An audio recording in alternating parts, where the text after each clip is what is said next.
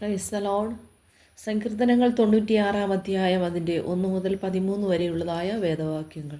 യഹോവയ്ക്കൊരു പുതിയ പാട്ട് പാടുവീൻ, സകല ഭൂവാസികളുമായുള്ളവരെ യഹോവയ്ക്ക് പാടുവീൻ.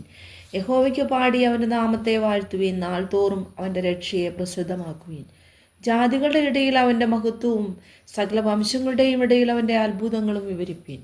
യഹോവ വലിയവനും ഏറ്റവും സ്തുത്യനുമാകുന്നു. അവൻ സകല ദേവന്മാരെക്കാളും ഭയപ്പെടുവാൻ യോഗ്യൻ. ജാതികളുടെ ദേവന്മാരൊക്കെയും മിഥ്യാമൂർത്തികളത്രേ.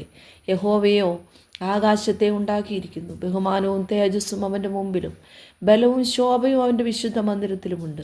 ജാതികളുടെ കുലങ്ങളെ യഹോവയ്ക്ക് കൊടുപ്പീൻ, മഹത്വവും ബലവും യഹോവയ്ക്ക് കൊടുപ്പീൻ.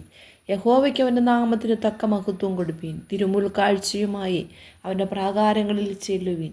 വിശുദ്ധ വസ്ത്രാലങ്കാരത്തോടെ യഹോവയെ നമസ്കരിപ്പീൻ. സകല ഭൂവാസികളുമായുള്ളവരെ അവൻ്റെ മുമ്പിൽ നടുങ്ങുവീൻ. യഹോവ വാഴുന്നുവെന്ന് ജാതികളുടെ ഇടയിൽ പറവീൻ.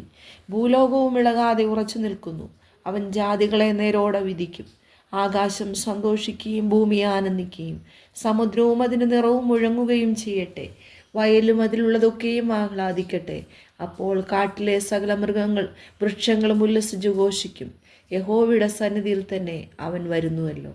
അവൻ ഭൂമിയെ വിധിപ്പാൻ വരുന്നു.